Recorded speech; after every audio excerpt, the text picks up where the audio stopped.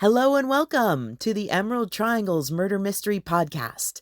These professional radio mysteries from the 1940s and early 50s have all been edited to remove all the commercial interruptions. So I'm your hostess, NorCalWeedGal. I write a Substack publication. It's called Inside the Emerald Triangle, a part documentary, part memoir about my childhood growing up in Northern California. And when I was a kid, my mom had these old-time murder mysteries on cassettes, and it just began my love of the lost art of theater of the mind. I'm excited to share them with you here, so sit back and let your mind put on a show. Strange story. The War.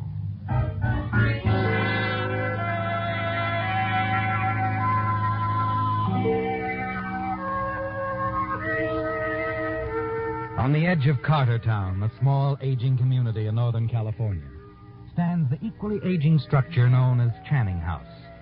The house proper, with its wide, high surrounding wall and flanking trees, has been the subject of many a budding artist's brush and oils. Jeffrey Channing interrupts his morning stroll through the grounds to listen to the conversation of the latest artist at work on a canvas of Channing House. A girl, slender, young, and attractive, talking with a young male companion. Both are too absorbed in work and conversation to notice Jeffrey. But Jeffrey is deeply interested in what is being said. Well, if you think the place is different, Leah, you should see the inside. Oh, I'm quite satisfied here, Ned. The old house is a perfect subject.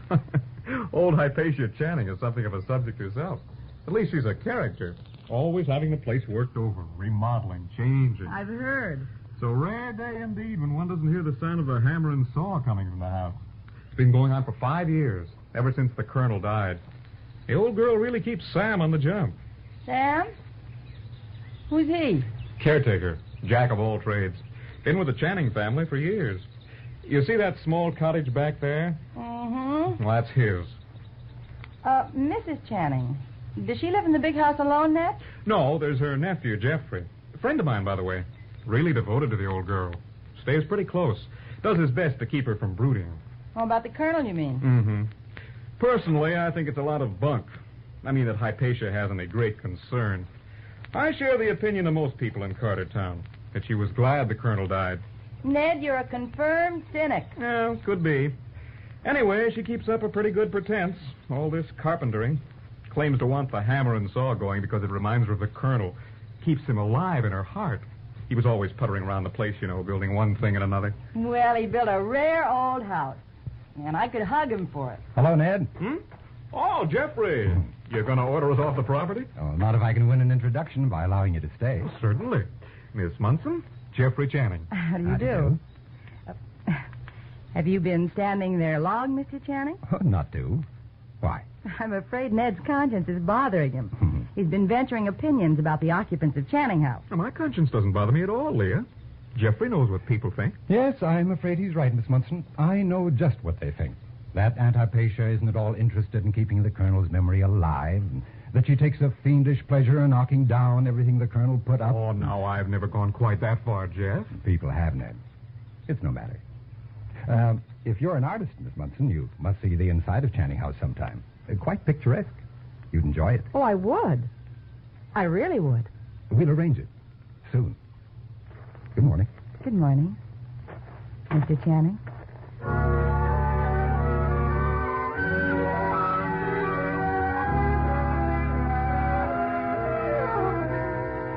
You turn, Jeffrey. Walk away along the path to the house. An attractive, exciting girl, isn't she? And you tell yourself that you do want to see her again, soon. Suddenly, an odd sound reaches you. Not the sound of carpentry, is it, Jeffrey? No, the dull, frightening sound of a pick striking against stone. You break into a run. Finally, as you enter the garden, you slow down. You stare with an expression of relief on your face as you catch sight of Sam, the man of all work. He's only tearing down the old fountain, not the wall. And there's no cause for alarm at all. You continue along the walk, and then enter the house. Jeffrey? Oh, good morning, Aunt Hypatia. Didn't keep you waiting, did I? No, I slept late this morning. Breakfast is ready. Do sit down. Thanks. Out for your usual morning stroll? Uh-huh.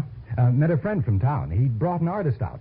I promised her a look inside. Oh, Jeffrey, I wish you hadn't. Well, now, what harm could Please. come? I don't want gawking curiosity seekers wandering through the house. The memories here, they're too sacred. Yes.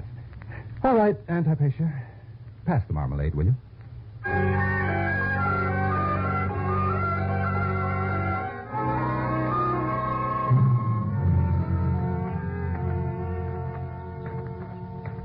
Very decent of you to understand about my aunt, Miss Munson. She can be quite stubborn. Oh, she is being stubborn. She's entitled to privacy with her memories. How did her husband, the Colonel, die? Why, it was an accident. He was with me, a fishing trip. We were out further than we should have been. A squall came up, capsized our boat. Oh. He was drowned? That's right. I guess I've always held myself to blame in a way. I suppose that's why I lean over backwards to make things easier for Aunt Hypatia. Hello? Hello? Oh, it's Ned. I've been looking all over for you, Leah. Jeffrey, that is, Mr. Channing just happened by. He was kind enough to show me the garden. By the way, Jeff, when's the old girl going to have the big wall around the place torn down? The wall? Well, she's torn down everything else. I rather hope she won't go that far, Ned. Quite a project, I'd say. My, I've never seen a wall so thick. So massive. Don't be fooled, Leah. It isn't as impressive as it looks. The wall's hollow, right, Jeff? Yes. Yes, it is. I helped Jeff and the Colonel put it up. Remember, Jeff? Matter of fact, you finished it up alone, didn't you? Not long after the old fella died. That's right. I finished the wall alone.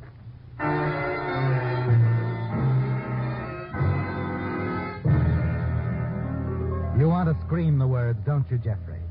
Because the wall has been on your mind so much the past 5 years. Yes, it's hollow, isn't it? And it's one landmark you'll do everything in your power to prevent your aunt from destroying.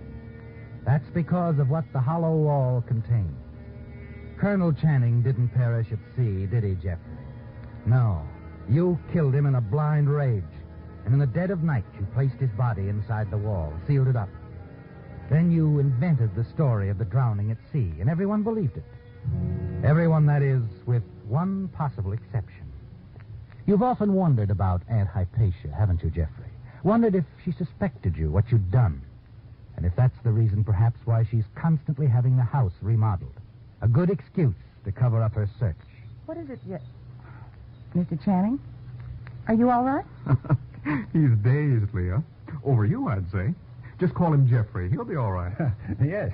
Yes, I'll be all right, Leah. I don't blame you. Got something else to think about, haven't you, Jeffrey? Something beside Aunt Hypatia in this old house. Yes, Ned. I do have something else to think about.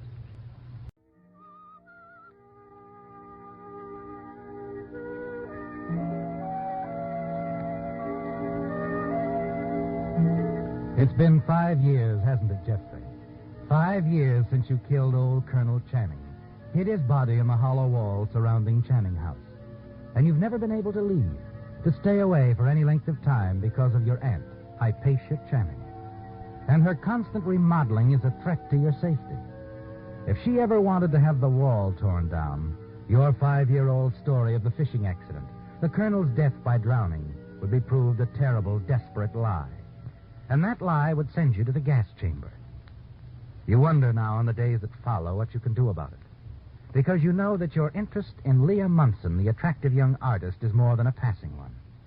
Each day you meet outside the garden, walk together, talk. And she seems to be growing more fond of you day by day. Oh, Jeffrey, I don't know when I'm ever going to finish my painting. You won't let me work. Oh, perhaps I don't want you to finish, Leah. I don't understand. Don't you? Really?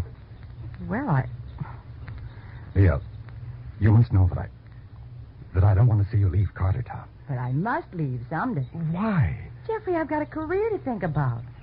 I've painted nearly everything here that interests me. Leah, surely you know that I'm in love with you. I don't want you to leave, ever. Jeffrey. Leah. Jeffrey. Why did your wife leave? My wife? Oh, you know about Stell. Yes, what happened to you? Ned told you, I suppose. He talks too much. No, Jeff. Well, the Colonel, he didn't like Stell, was against my marrying her. But you married her anyway after his death. Yet you lost her just the same. I wanted to lose her then, Leah. I believe you. Jeffrey? Yes. Jeff, there's nothing to hold you here now except your Aunt Hypatia, is there? Why do you ask? Well, you want me to stay, and I want to, but I could never stay here long. All my plans, my work. I have to go abroad soon to study new techniques. And I want you to. And I want to go with you. Do you, Jeffrey? Or more to the point, can you? What do you mean? I don't know. I've sensed something. It's, well, like something holding you here, something I don't understand, something I'm afraid of. You needn't be, because it isn't true. There's nothing, I tell you. I can go anywhere I like, any time. And I will, Leah. I will.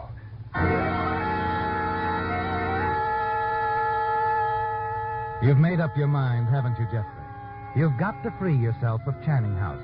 And it must be done soon or you'll lose Leah. It's going to take a lot of thinking, isn't it? And then one evening you're in the library sitting across the chess table from your aunt. That wasn't a very smart move, you know. Look. You see? Yes, I see, Aunt Hypatia. You just haven't got your mind on the game, that's all. I'm afraid not. It's that girl, isn't it? Leah Munson.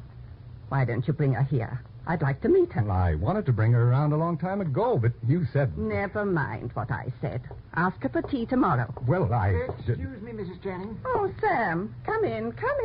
Got the estimates asked for, Mrs. Channing. Good. Got 'em all writ down on this here piece of paper. Let me see, Sam.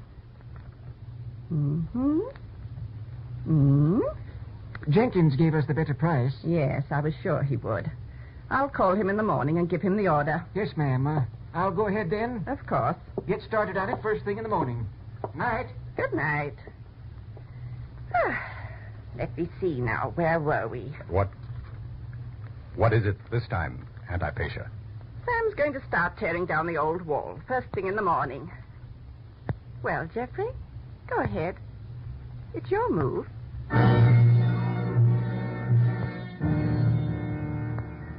It's happened at last, hasn't it, Jeffrey? The wall. Aunt Hypatia is going to have it torn down. And the secret that has remained hidden within it will be revealed. Somehow you manage to finish out the game of chess and then hurry up to your room. You pace the floor well into the early morning hours, wondering what to do, how you can stop her. Dawn finds you stretched out on the bed, still fully clothed, staring at the ceiling. And then suddenly you're aware of a sound outside. You leap out of bed and hurry to the window. Rain. It's raining.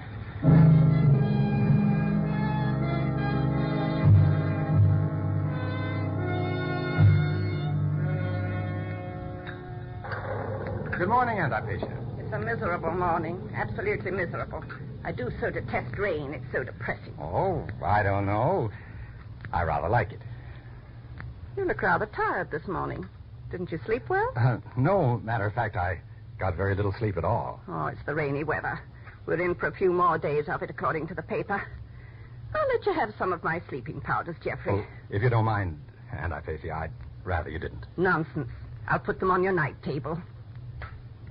I suppose the sudden change in weather has altered your plans about the wall? Yes, but I'll get around to it as soon as the rain's over.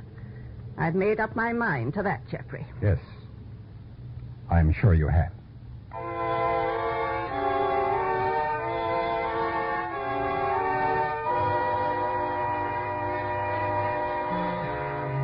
Yes, Jeffrey. As soon as the storm is over, your aunt will have Sam begin tearing down the wall. It continues to rain all that day and the next. Gives you time to think things out, decide what you must do. And through it all, Sam isn't idle. Your aunt has put him to work on the staircase, and the sound of the hammer and saw echoes throughout the house from morning till night.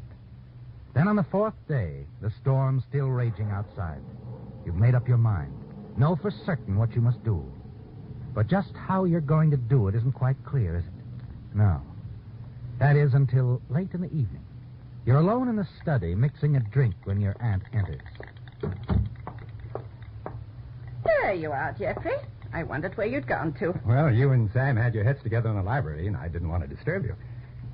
Making plans for the assault on the wall, were you? No. As a matter of fact, we didn't discuss it at all. When's Sam going to finish up with the stairway? Quit rather suddenly this afternoon. I had something more important for him to do. Well, I'm rather tired of having to pick my way through all that lumber, those loose steps, and bits of torn carpeting every time I go up and down the stairs. He'll finish up in the morning. What are you doing, dear? Fixing a drink. Buttered rum. Just the thing for a rainy evening. Buttered rum? Sounds rather nice. You want one? Yes. I'd like to try it. I don't know why the idea didn't occur to me before. Perhaps that's what I need. Then I could throw away my sleeping powders. Yes. Yes, that's right. You probably could. You'd like that, wouldn't you, dear? Well, you know I never really approved of your taking sleeping powders. Neither did anyone else. Well, accidents do happen. Nonsense. Now, about that hot buttered rum. Well, I'll have to heat some more water. Why don't you run on up to your room? I'll bring it up to you. Would you? That would be nice, Jeffrey. Very nice. You stand there, staring after her as she leaves the study. The way has suddenly become clear, Jeffrey. Perfect, isn't it? All your aunt's friends are well aware of the fact that she takes sleeping powders. All have cautioned her about it. A few minutes later, you hurry upstairs with her drink in your hand. Step inside your room. There on the nightstand, where she placed them a few days ago, the sleeping powders. You quickly empty all of them into the cup and cross the hall and go into her room. You find her sitting in the big easy chair by the window. Not gonna turn in yet? No. I thought I'd sit up a while. Read a bit. Here's your buttered rum, Aunt Hypatia. What a delightful aroma. Better drink it while it's hot. Of course, Jeffrey. Good night, Aunt Hypatia. And sleep tight.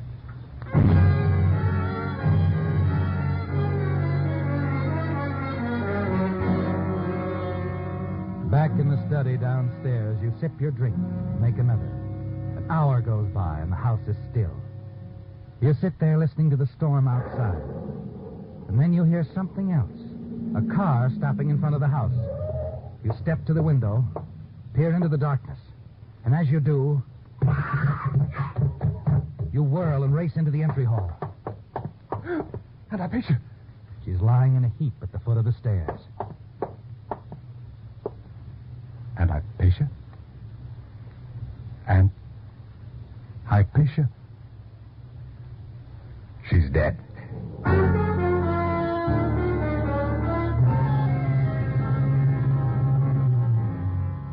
Yes, she's dead, isn't she, Jeffrey? The fall killed her instantly. She must have tripped over a loose board on the stairway.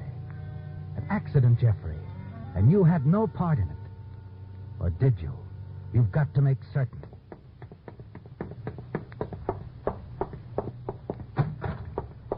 The cup of buttered rum with the deadly sleeping powders you fixed for your aunt is on the nightstand next to her bed. But you see, she hasn't touched it. You sigh with relief. Your aunt's death really was accidental. And then you pick up the cup. The sound of the bell startled you. The cup slips from your fingers, spills the drink over the pillow on the bed. A dark stain begins to spread slowly over the pillowcase. With your aunt killed accidentally by a fall down the stairway, this could ruin things for you, couldn't it, Jeffrey? You can't afford to have any trace of the deadly rum and sleeping powders found. Quickly, you pick up the stained pillow and hurry back to your room. You pull out one of the drawers in the old bureau in the closet. Stuff the pillow inside, far to the back. Close the drawer.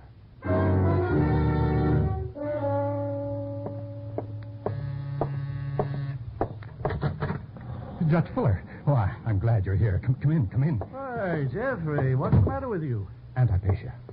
Look, over there. Oh, good heavens. What happened? Well, I don't know. I found her just now when I came down to answer the door. She's dead, Jeffrey. Yes, I know. She must have been coming down to answer your ring when she fell. She must have tripped over a loose step. Sam's been working on the stairs for the last few days. Yes, I see. Jeffrey, I think we'd best call the police. The police? Well, yes, an accident, of course, but they'll have to be notified. Oh. Yes, of course.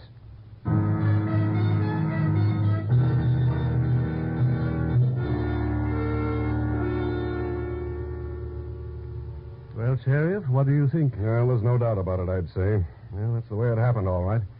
Mrs. Channing tripped over those loose boards up there. Poor Aunt Hypatia. I'm real sorry about this, Jeff.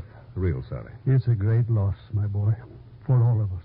Oh, by the way, Judge, what were you doing here tonight? Mrs. Channing wanted to see me. As you know, I've been her attorney for years. Yeah. She sent Sam around in the car to pick me up. Do you know what was on her mind? Well, when she called, she said she wanted to discuss a financial matter, but she didn't say what it was. She did make quite a point of my being here at 11, though. Well, that's odd. When she went upstairs, I thought she was going to retire for the night. Well, perhaps you did, my boy. I don't know that she considered our appointment a secret, but I can assure you that she had no idea of going to sleep when she called me this evening. I don't quite understand. Well, it's certainly not important now, Jeffrey. No, I suppose not. Can I be of any help to you, Sheriff? No, Judge, I don't think so. Oh, Jeffrey, I guess I don't have any more questions to ask you either. Now, as far as I'm concerned, your aunt's death was accidental. Purely accidental.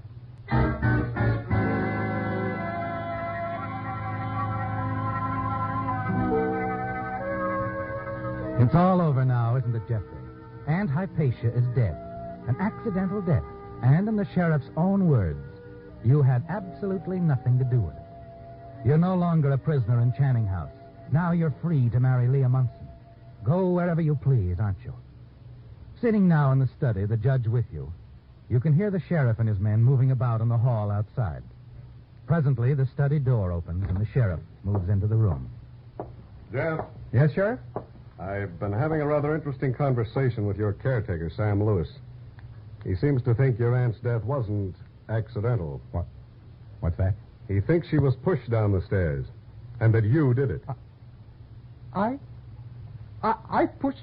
Oh, now, really, Sheriff, why would I want to do a thing like that? For the money? The $50,000 Sam found hidden in the stairway this afternoon. $50,000? In the stairway? Uh-huh. Sam turned it over to your aunt, Mrs. Channing, right after he found it. That's probably why she phoned me to come over this evening. Well, Judge, she said nothing to me. Look, Sheriff, I swear According to Sam, Mrs. Channing told him the colonel had hidden a large sum of money somewhere in the house a short time before he died.